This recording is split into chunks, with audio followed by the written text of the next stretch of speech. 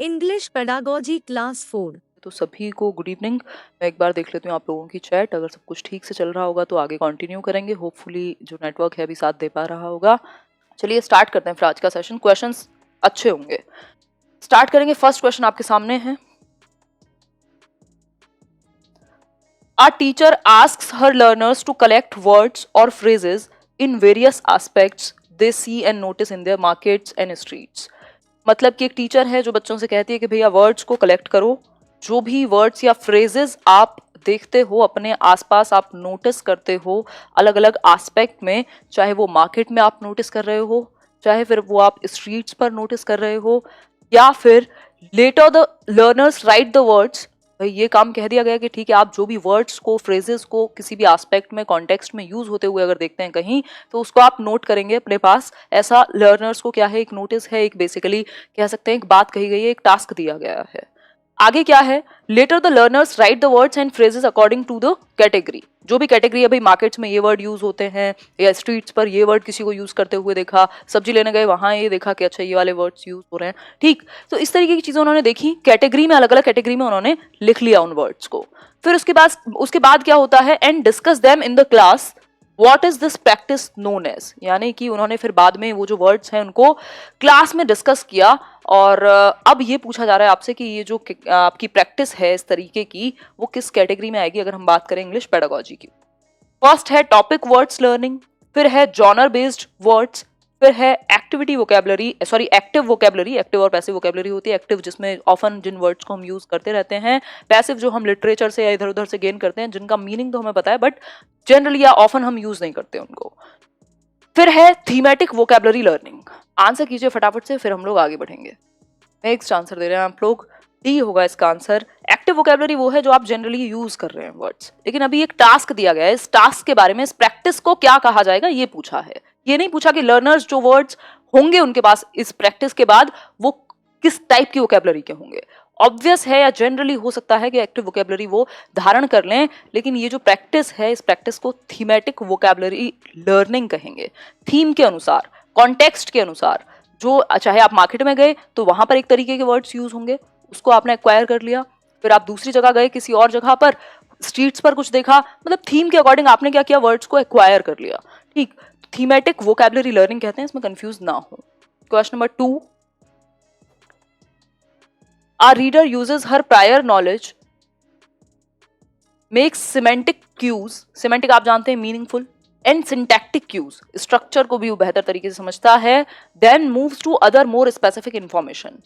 What model of reading the reader here adopts? तो बताइए एक बार कौन सा मॉडल है जिसका इस्तेमाल यहाँ पर। बी डी मिक्स्ड आंसर आप लोग कर रहे हैं। टॉप डाउन मॉडल कहेंगे इसको। एक है बॉटम अप अप्रोच, दूसरा है टॉप डाउन। जब आप वर्ड मतलब अल्फाबेट से वर्ड पे जाएंगे, वर्ड से आप सेंटेंस पर जाएंगे, सेंटेंस के बाद आप पैराग्राफ पे जाएंगे, पैराग्राफ से आप स्टोरी पर जाएंगे, that is bottom up, bottom से अप, ठीक।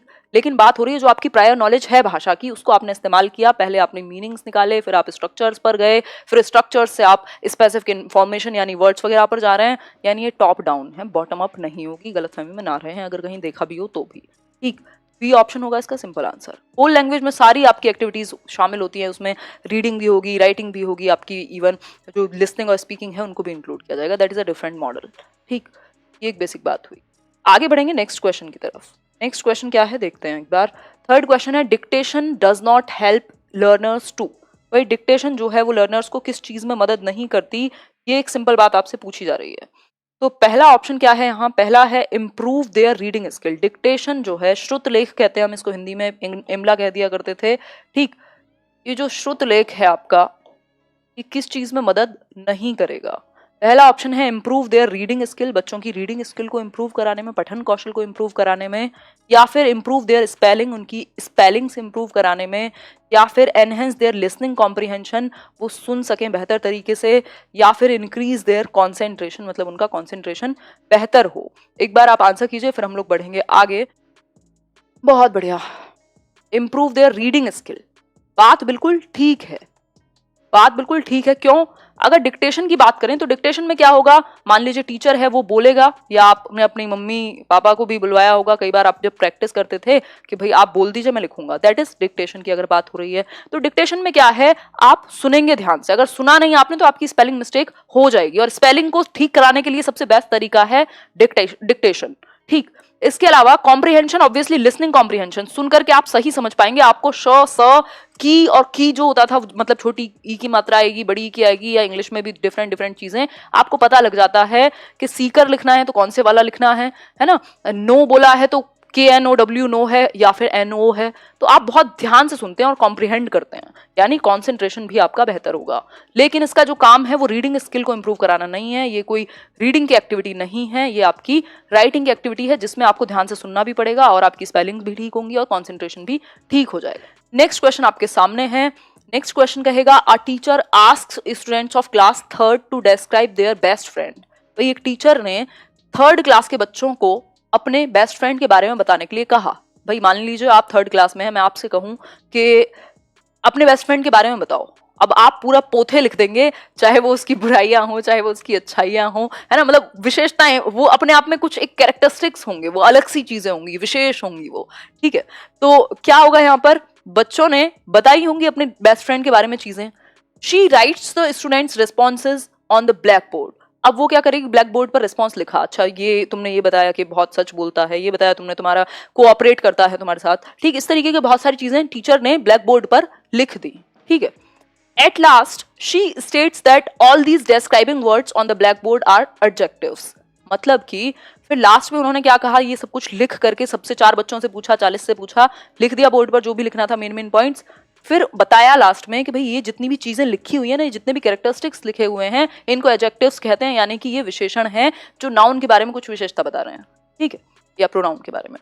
तो इस केस में बात क्या हुई, क्या है, ये कौन सा मेथड है, बहुत ही ज्यादा हमने डिस्कस किया हुआ है, ये इंडक्टिव मेथड कहलाता है। डिडक्टिव मेथड वो होगा जब पहले आपको रूल या डेफिनेशन बता दी जाए और बाद में एग्जांपल दिया जाए, जनरल टू स्पेसिफिक। लेकिन यहाँ पर क्या हुआ है, स्पेसिफिक एग्जांपल्स पूछे गए हैं बच्चों के बेस्ट फ्रेंड के बारे में।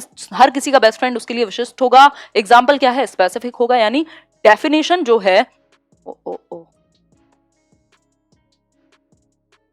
यार आज तो बफरिंग, यानी डेफिनेशन जो है वो क्या होती है, हमेशा जनरल होती है, यानी पहले डेफिनेशन नहीं दी जा रही, पहले एग्जांपल्स लिए जा रहे हैं।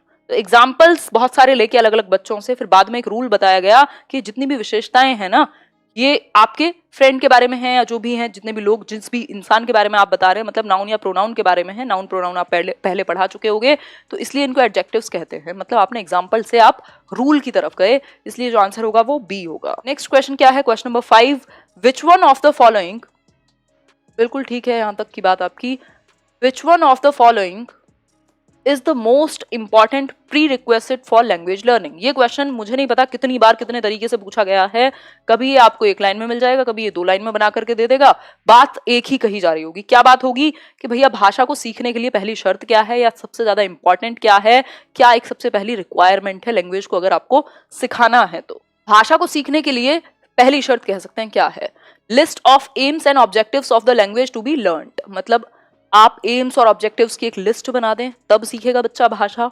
या फिर providing a good textbook to children to learn the language, एक अच्छी सी किताब ला करके दे दें, अपने आप सीख जाएगा। या फिर using structural situational approach while teaching, जो स्ट्रक्चर वाली, जो ग्रेडेड मैनर में आप स्ट्रक्चर्स को प्रैक्टिस कराते थे, मेथड मैंने आपके बनाए हुए हैं, एक बार सर्च करके पढ़ लेना, तो उसमें क्या है, वो वाली अप्रोच है।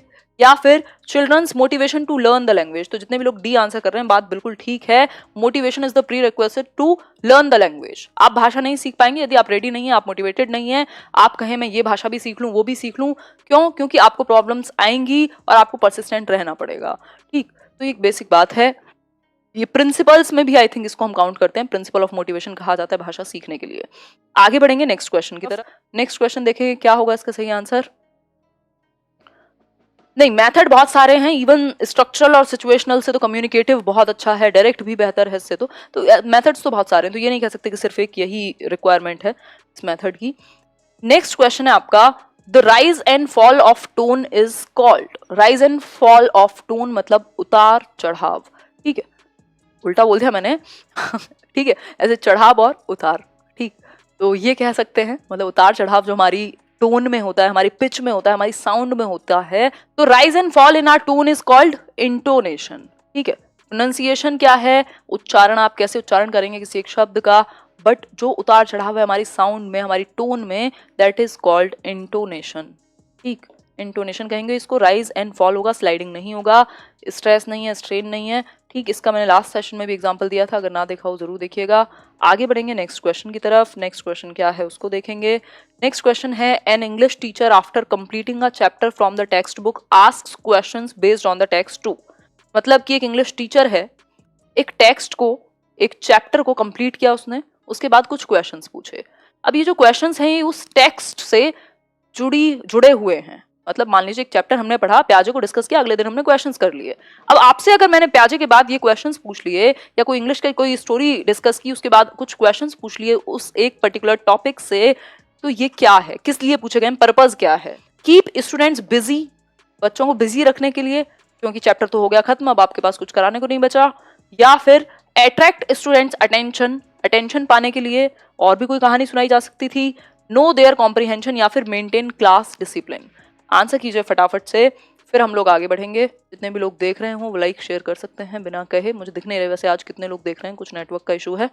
नो देयर कॉम्प्रिहेंशन मतलब कि क्या है, जो आपसे बाद में क्वेश्चंस अगर पूछे गए तो इसलिए पूछे गए कि आपको समझ कितना आया, ये देखने के लिए, ये चेक करने के लिए। ठीक है, बात आगे बढ़ेंगे। सी जो है इसका सही आंसर हुआ। नेक्स्ट क्वेश्चन क्या है आपके सामने। Shreya, a teacher of class 4th ask the learners to complete the dialogue in the given boxes and then to role play the same using their dialogues she is developing। Shreya क्या है, एक class 4th की शिक्षिका है, teacher है English की, और वो क्या करती हैं, एक डायलॉग कंप्लीट करने के लिए देती हैं बच्चों को, भाई ये है एक डायलॉग, इसको करो कंप्लीट। ठीक है, मतलब बेसिकली आपने फिल इन द ब्लैंक दे दिया, कोई डायलॉग था उसको बीच बीच में से कट कर दिया, उसको पूरा करने के लिए कह दिया, शुरुआत का एक लाइन लिख दी। अब इस केस में कंप्लीट करने के लिए कहा डायलॉग को, और फिर कहा कि बॉक्सेस में कंप्लीट करने के बाद रोल प्ले करके दिखाओ इसका, ये जो डायलॉग है या जो भी ये डायलॉग्स हैं जितने भी, तो वो रोल प्ले करो। मान लो अकबर बाबर पे हो, अकबर बाबर पे नहीं, अकबर और उसके जो पूरे दरबारी थे उनके बारे में हो, तो अब आपको वो रोल प्ले करके दिखाना है, मतलब आप नाटकीय रूपांतरण करेंगे एक तरीके से उसका। तो इसमें शी इज डेवलपिंग, इस एक काम से पहले तो डायलॉग कंप्लीट किए उन्होंने, लिखे होंगे, और फिर उनको रोल प्ले किया। कौन सी स्किल्स डेवलप हुई होंगी ये बताओ आप एक बार, फटाफट से बताओ।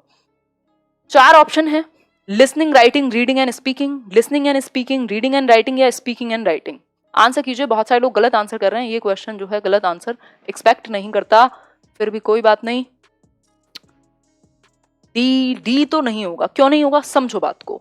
एक तो राइटिंग का तो इस्तेमाल किया ही है बच्चों ने, पहले तो सबसे पहले लिखा ही होगा, वो जो डायलॉग होगा पढ़ा होगा पहले कि अच्छा ये लिखा है, इसके बाद ये आना चाहिए, पढ़ के फिर लिखा, उसको कंप्लीट किया, देन क्या किया, फिर से पढ़ा होगा, अपने अपने डायलॉग चूज किए होंगे, भाई तू ये वाला डायलॉग बोलियो, मैं ये बोलूंगा, जब सामने वाले ने बोला उसने ध्यान से सुना होगा और फिर उसको रिप्लाई किया होगा। दैट मीन्स आपकी चारों स्किल्स, ओहो कोई बात नहीं, ऑल स्किल्स डेवलप होंगी, क्योंकि बच्चा पहले पढ़ेगा, फिर कंप्लीट करेगा, फिर दोबारा पढ़ेंगे उसको, फिर अपने अपना रोल जो है उसके हिसाब से डायलॉग चुनेंगे, कोई सामने वाला डायलॉग बोलेगा वो उसको सुन के अपना जवाब देंगे, तो इसमें जो है चारों स्किल्स आपकी डेवलप होंगी। देखिए एक बार question, which one of the following can not be used in formative assessment, यानी कि एफए में किस एक चीज को यूज नहीं कर सकते। एक है एफए, दूसरा है एसए। ठीक है, एफए और एसए। ठीक, तो एफए की बात हो रही है, एसए की नहीं हो रही। एसए को जजमेंट के लिए यूज किया जाता है, एफए को फीडबैक के लिए यूज किया जाता है कि आप और आगे कितना बेहतर करा सकते हैं, बच्चे ने कैसे सीखा है, उसका इंटरेस्ट क्या है, इन सब चीजों के लिए। ठीक है बात। तो अगर मैं बात करूं तो पहला ऑप्शन है ओलंपियाड, दूसरा है रीटेलिंग स्टोरीज, फिर है role play, and last one is debate. चलिए बहुत बढ़िया, ओलंपियाड। ओलंपियाड क्या है, इंटरनेशनल लेवल्स पे भी होते हैं, स्कूल्स में भी होते हैं। ये बेसिकली अपने आप में ओलंपियाड क्या है, ये कंपटीशन को प्रमोट करते हैं, एक तरीके से ऐसे का पार्ट है जहां विनर कोई एक बनेगा, है ना, फर्स्ट सेकंड थर्ड भी आएंगे आप। तो इस चक्कर में बात क्या होगी, ओलंपियाड ऐसे का पार्ट होगा, यहाँ जजमेंट चलता है कि आपने कितना बेहतर सीखा। 4 स्कूल में 6 बच्चे हैं, उन 6 में से 4 ने क्या अच्छा किया। ठीक, तो यहाँ पे फोकस है जीतने पे, एफए में फोकस है फीडबैक पर, आपको और कैसे बेहतर कराया जाए इस पर। ओलंपियाड इसलिए होगा क्योंकि पेन पेपर से रिलेटेड है। बाकी के एस्पेक्ट्स को नहीं टेस्ट करता। अदरवाइज डिबेट में भी, रोल प्ले में भी, रीटेलिंग में भी आपकी बाकी स्किल्स को जज किया जा सकता है। आगे बढ़ेंगे नेक्स्ट क्वेश्चन पर, जो कि लास्ट होगा आज के लिए। टीचिंग लर्निंग मटेरियल्स यानी टीएलएम जो है should be used by the teacher as it. भाई हम टीचिंग लर्निंग मटेरियल्स को, जो टीचिंग एड्स लेके जाते थे, कभी हम लेकर के जाते थे भैया चार्ट, कभी हम लेके जा रहे हैं कुछ और, कभी हम ग्लोब ले जा रहे हैं। मतलब कि अगर मैं बात करूं तो टीएलएम टीचर के लिए क्या क्या एक बेनिफिट करेगा। पहला है motivates learners to further prepare such material at home. ये बच्चों का काम नहीं है कि वो आपके लिए टीएलएम बना के लाएं, ये टीचर का काम है, ठीक। फिर है सप्लीमेंट्स टीचिंग लर्निंग प्रोसेस। फिर है प्रिपेयर्स स्टूडेंट्स मेंटली, या फिर इज नॉट वेरी एक्सपेंसिव। अब एक्सपेंसिव और इनएक्सपेंसिव की तो बात नहीं हो रही।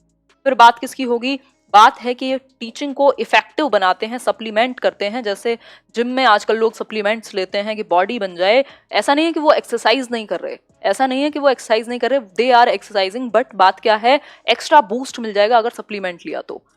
Same in the same way क्या होगा, टीचर अपना काम करेगा, पढ़ाएगा वो, लेकिन बात क्या होगी, अगर टीचिंग लर्निंग मटेरियल्स का यूज किया, पिक्चर्स का यूज किया, चार्ट्स का यूज किया, किसी एक वीडियो क्लिप का यूज किया, क्या होगा, बूस्ट हो जाएगी, सप्लीमेंट हो जाएगी जो टीचिंग लर्निंग प्रोसेस है और इफेक्टिव बन जाएगी। ये एक बेसिक बात है, सप्लीमेंट करते हैं टीचिंग लर्निंग मटेरियल जो है वो टीचिंग को बूस्ट करते हैं, इफेक्टिव बनाते हैं, एनहेंस करते हैं, ठीक। तो एक बेसिक बात है जो आपको क्लियर हो गई हो।